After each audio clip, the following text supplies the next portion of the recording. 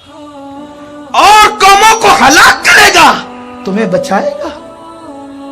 یہ وعدہ تو وہ کر چکا ہے۔ حبیب تیری امت پر اجتماعی عذاب نہیں بھیجوں گا، لیکن یہ وعدہ تو اس نے نہیں کیا ہے کہ انفرادی عذاب بھی نہیں بھیجوں گا۔ گناہ کی وجہ سے یہ قوم امت اجتماعی طور پہ ہلاک نہیں ہوگی، لیکن انفرادی عذاب اس قوم پر بھی آ سکتا ہے۔ اور آ گیا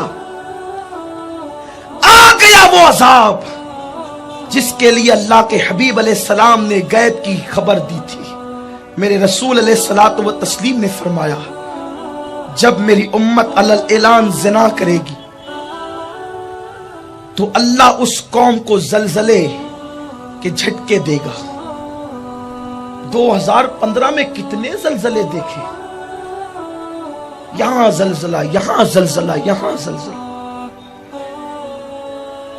جب زنا عام ہوگا، زمین زلزلوں سے تھرا جائے گی۔ جس وقت سود عام ہوگا، بارش کا نزول بند ہو جائے گا، باران رحمت روک دی جائے گی۔ میرے پیارے آقا صلی اللہ علیہ وسلم کے دیوانوں، مارکیٹ سے سب کچھ نہیں مل سکتا، ہمارا ایمان ہے، جو دیتا ہے اللہ دیتا ہے۔ ہم مومن ہیں، اور یہ 2016 کی جو پیشن گوئی ہے یہ غلط ثابت ہو سکتی ہے اگر آج یہ امت گناہوں سے توبہ کر لے۔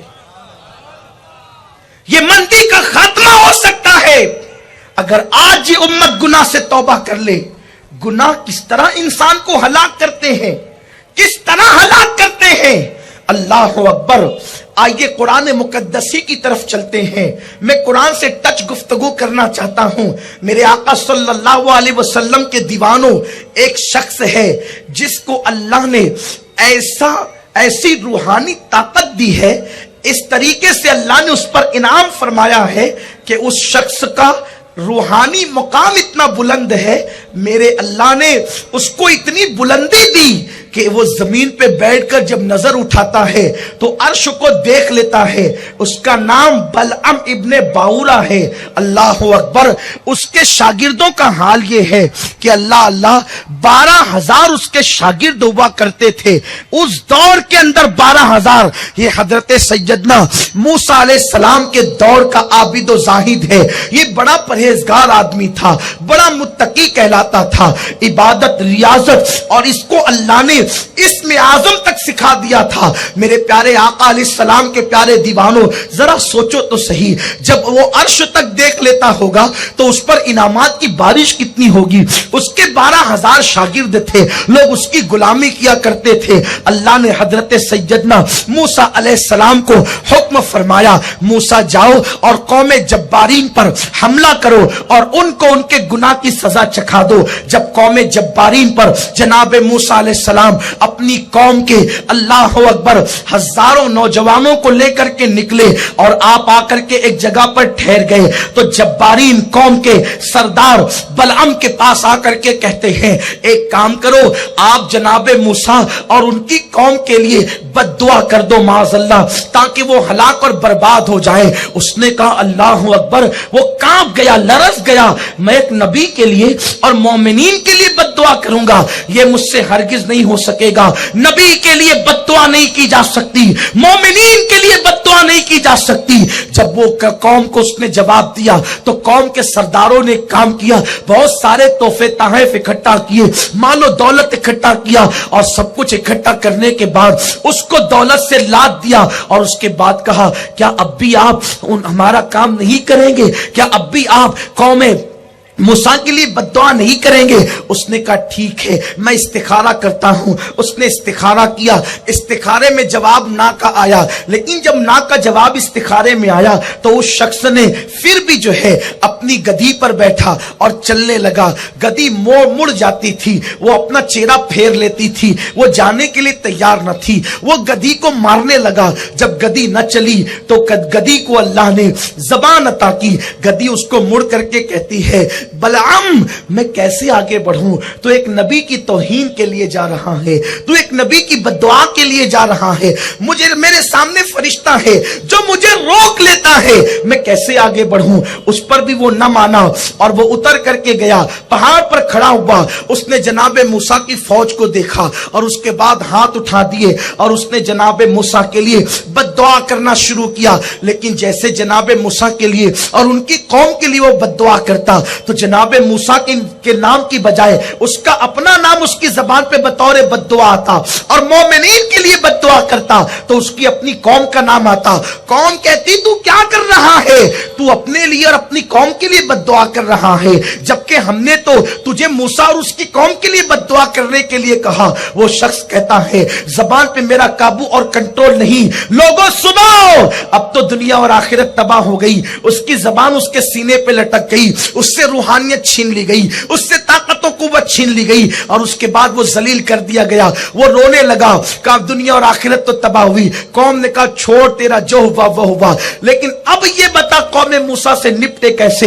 बहुत तवज्जो से सुनने की बात है। उसने यूं कहा कि सुनो सुनो, बात ये है कि जनाबे मूसा की कौम को तुम शिकस्त दे सकते हो, वो हार जाएगी और जनाबे मूसा वापस लौट जाएंगे। कहा वो कैसे। कहा तुम अपनी कौम की खूबसूरत लड़कियों को बना संवार करके और सिंगार करा करके तुम जो है वो नीम उरिया हालत में, यानी आधे आधे कपड़े पहनाकर मूसा की कौम के दरमियान छोड़ दो।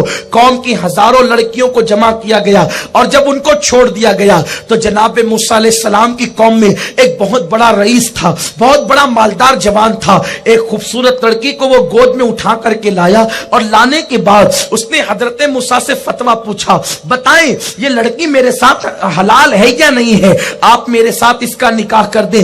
हजरत मूसा ने कहा हम जिहाद के लिए आए हैं, हम निकाह की महफिलें मुनक्किद करने नहीं आए हैं, ये लड़की तुझ पे हराम है और मैं इसके साथ तेरा निकाह उस वक्त तक नहीं कर सकता जब तक मैं अल्लाह के हुक्म पे अमल न कर लूं। उसने लड़की को उठाकर अपने खेमे में ले गया और ले जाकर वो जिना में मसरूफ हो गया।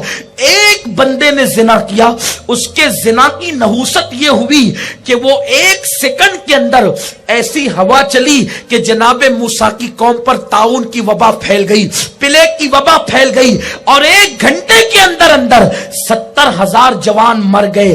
70,000 लाशें किसे कहते हैं, आप गौर तो करें।